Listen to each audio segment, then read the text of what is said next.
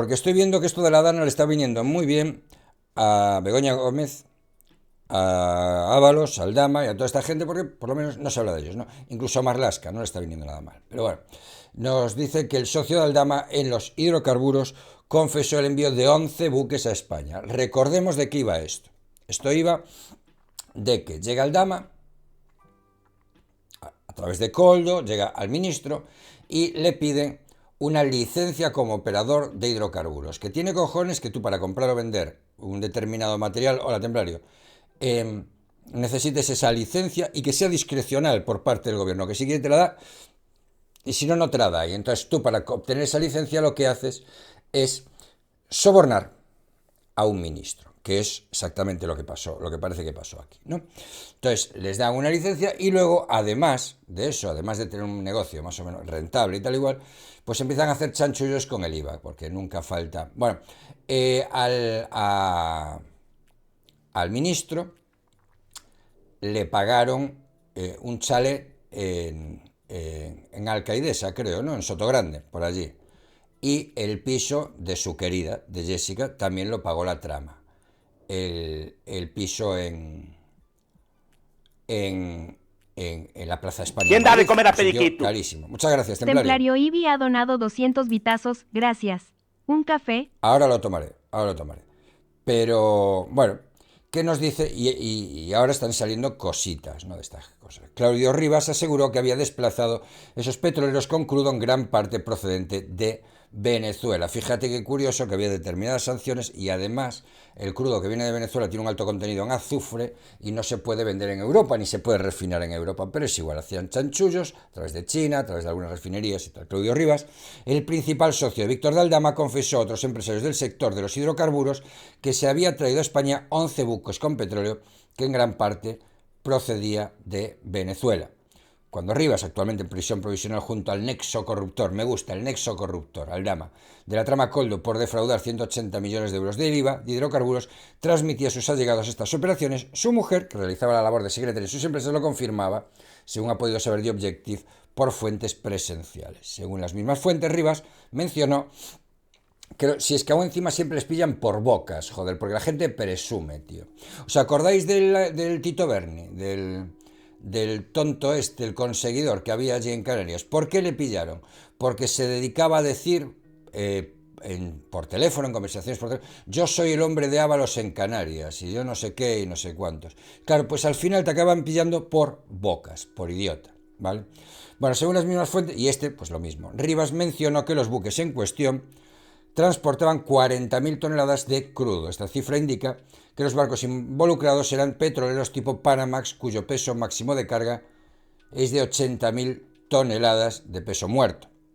Los buques de petróleo tienen una capacidad que varía considerablemente según su tamaño. Los más pequeños, como los Panamax, pueden cargar alrededor de 50.000 toneladas, mientras que los más grandes, como los Ultra Large Crude Carrier, tienen una capacidad de hasta 500.000 toneladas. La capacidad exacta depende siempre del tipo y diseño del buque, ya que existen distintos modelos y tamaños dentro de esa categoría. Aquí en Galicia tenemos una coña.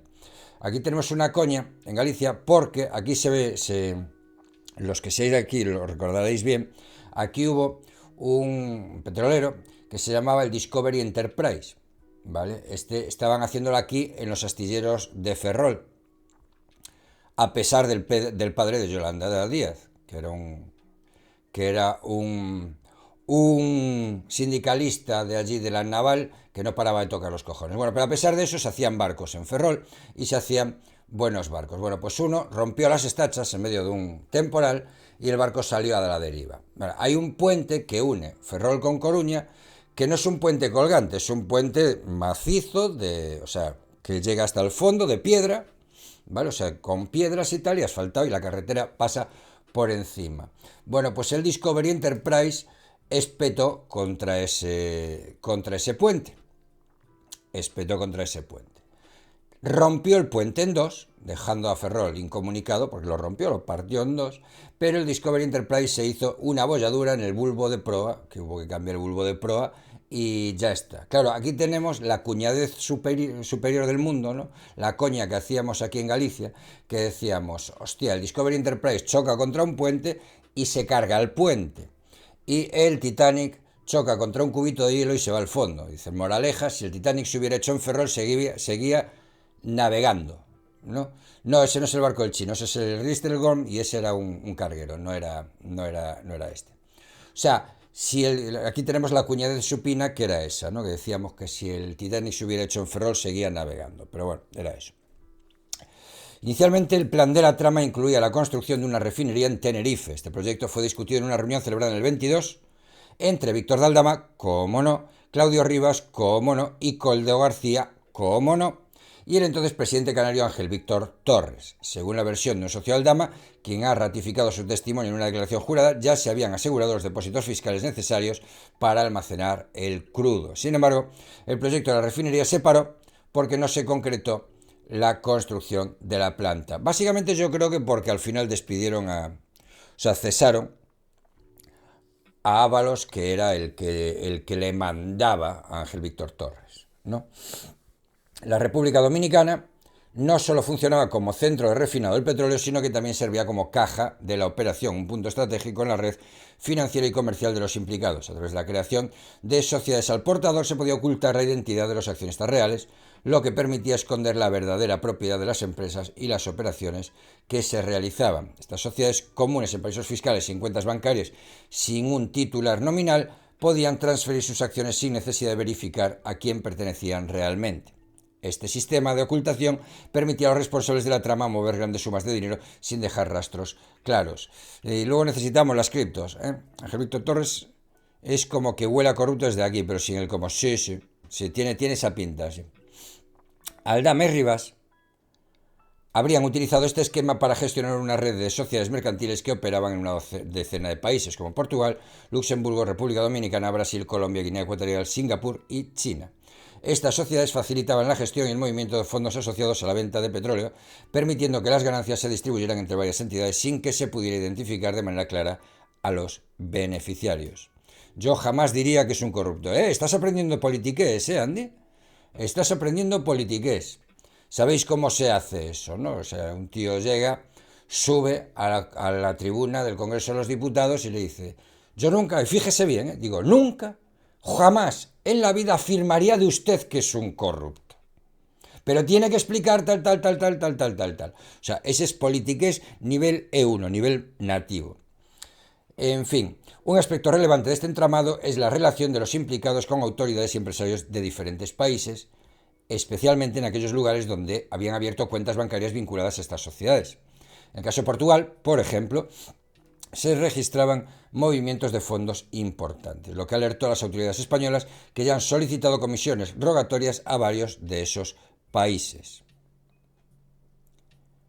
Las comisiones rogatorias son solicitudes formales que un país hace a otro para obtener pruebas o información relacionada con una investigación judicial. En este caso, las solicitudes se han centrado especialmente en Luxemburgo, un lugar donde las sociedades implicadas registraban transacciones de grandes sumas de dinero. Es como la de señor obispo, ¿ha visitado usted ya los bufetes de la ciudad? Respondas lo que respondas, ya. Según ha podido confirmar este periódico, las autoridades judiciales españolas están investigando de cerca las conexiones internacionales de esta red de sociedades a medida que emergen más detalles sobre cómo operaba la trama. The Objective adelantó en su momento que apenas un mes después de su destitución, José Luis Ábalos, el exministro de Transportes, viajó a República Dominicana y Guinea Ecuatorial en una visita en la que estuvo acompañado por Coldo García y el ginecólogo Ignacio Palomo. Estos viajes, en los que se discutieron temas probablemente vinculados con el transporte y procesamiento de petróleo, fueron parte del entramado que permitía a los responsables de la operación moverse con relativa libertad entre varios países. Y ahora que nos cuenten qué pasó, cuántas veces fue el Falcon y el Airbus de presidencia del gobierno a República Dominicana, quiénes eran los que viajaban y cuál era el motivo oficial de esos viajes. Porque a mí de verdad que me interesa, me apetece saberlo, me apetece mucho saberlo.